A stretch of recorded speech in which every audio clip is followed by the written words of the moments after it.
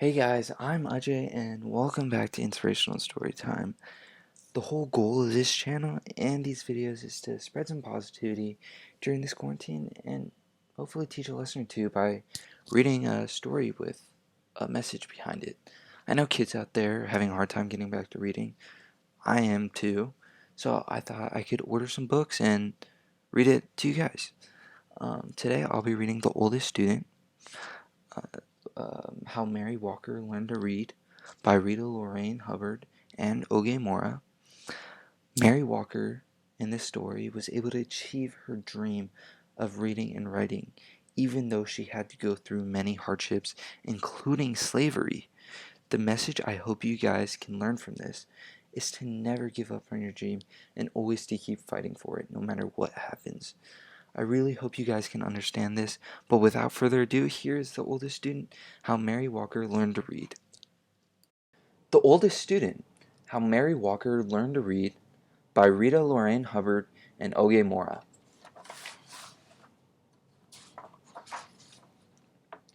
Whenever young Mary Walker was tired, she would shield her eyes from the sun and watch the swallow-tailed kites dip and soar above the trees.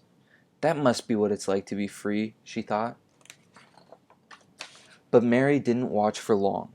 Even at only 8 years old, she knew the first rule of the Union Springs, Alabama, plantation she lived on. Keep working. She knew the second rule too. Slaves should not be taught to read or write, or do anything that might help them learn to do so. Mary didn't stop working. She didn't learn to read either. But at the end of each long day picking cotton, toting water to Papa and the other slaves who chopped wood for the train tracks, or helping Mama clean the big house, she would lie in her little bed next to the crumbling fireplace and think about those birds.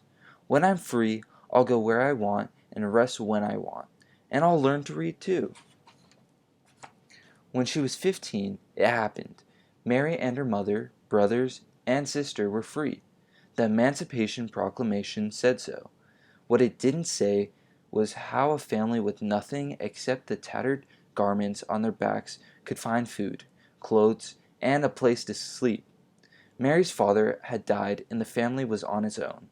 Freedom Road! To Freedom Road! Across fields and through woods, ex-slaves surged like waves crashing hard to shore. Now that they were free, every road was Freedom Road. Many headed north and west and every which way, searching for long-lost family members or simply experiencing the wonder of being free. Others, like Mary, chose to stay in the South. An organization called the Freedmen Bureau helped those who stayed to find shelter on abandoned Confederate land.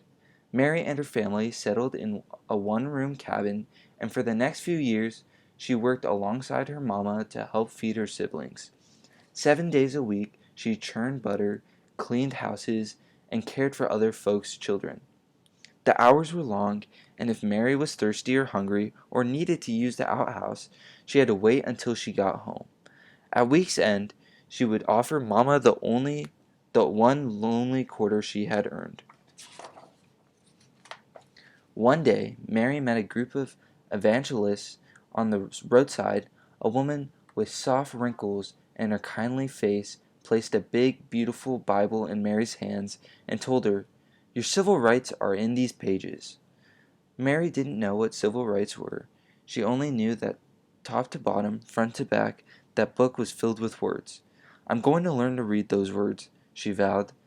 But not today. Today there was work to be done. And tomorrow too.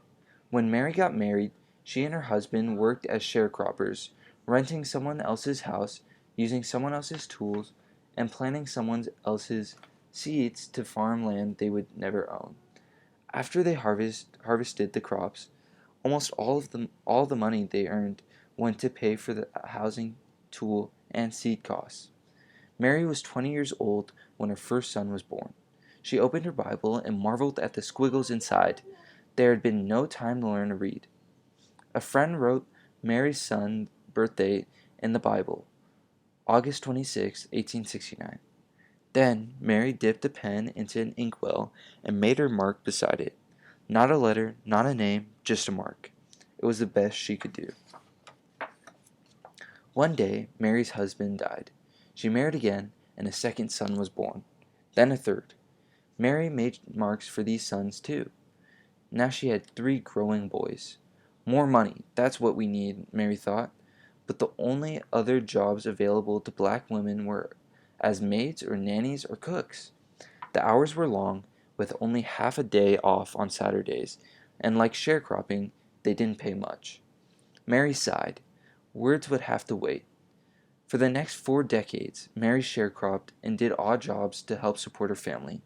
In 1917, Mary's family moved to the little city of Chattanooga, Tennessee. It was the year of Chattanooga's Great Flood. The story was in all the newspapers, but Mary could only study the pictures to understand what had happened. By now, Mary was 68 and too old to sharecrop, but she continued to work, cooking, cleaning, and babysitting. She also fried fish, baked cakes, and sold sandwiches to raise money for her church. On Sundays, she would sit in the congregation, and as the preacher spoke, she would clutch her family Bible, the Bible she still couldn't read.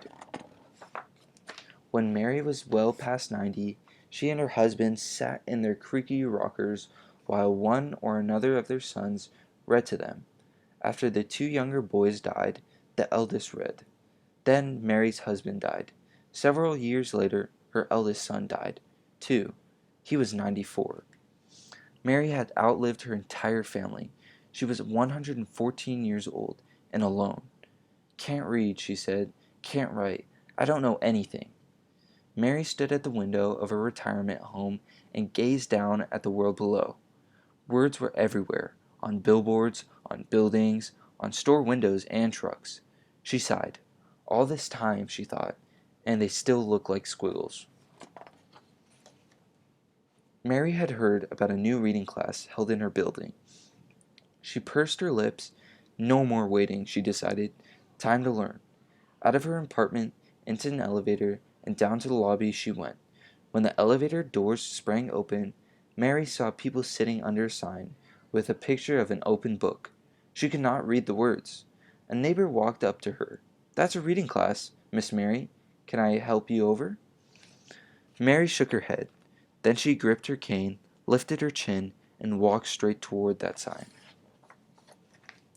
For the next year and more, Mary put everything she had into learning to read. It wasn't easy. After all, she was the oldest student in the class, and probably in the entire country. Could someone her age learn to read? She didn't know, but by God, she was going to try. She studied the alphabet until her eyes watered. She memorized the sounds each letter made and practiced writing her name so many times that her fingers cramped. She learned to recognize sight words and then challenge herself to make short sentences with them. She studied and studied until books and pages and letters and words swirled in her head while she slept. One fine day, Mary's hard work paid off. She could read. Word of her accomplishment traveled, and people everywhere celebrated with her.